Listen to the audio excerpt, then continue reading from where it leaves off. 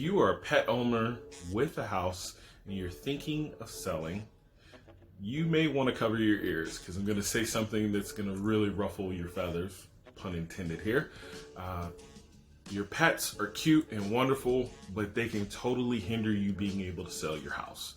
Sorry, not sorry. I'm going to give you 3 tips for how to handle your pets and their presence in the house when it comes time to stage.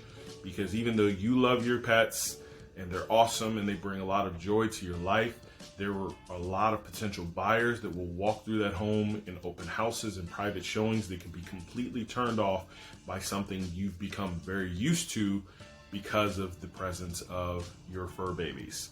So tip number 1, to help you clean up the place, stage it, and have it ready to sell and try and get top dollar. Number 1, you want to remove your pets from the premises, or at minimum, put them somewhere where they will have very little contact with the outside world.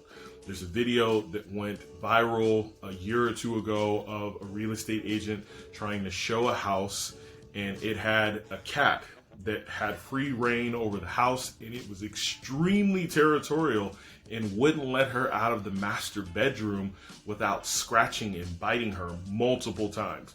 That should never happen. Dogs like this cat. Seriously, well, oh my God, he's gonna like bite me. Okay.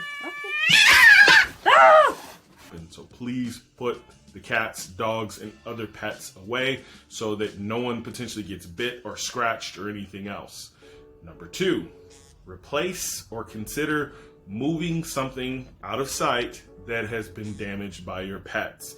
You got dogs or cats that are using couches and chairs as scratching posts. It's probably going to be very visible to anyone who walks in that house. So maybe you put it outside, put it in the garage, or get rid of it altogether.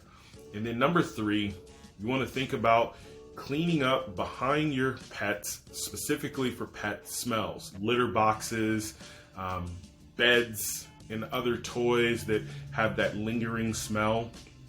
I had a client last year that we sold their house. They have 4 adorable corgis, and there's a very noticeable dog smell in the house, and they've lived with the dogs for so long that they became nose blind to it, meaning it all seemed very normal. And it wasn't until it was pointed out by me and some agents that walked through the house that said, hey, I can kind of smell dog.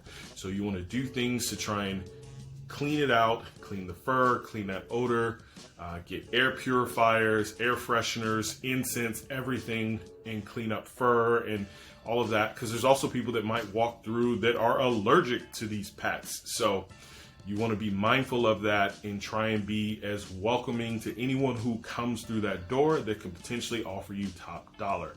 I know this will be an inconvenience, but if your intention is to sell the house and try and get as much money out of it as possible, it would be smart to heed this advice and get that money.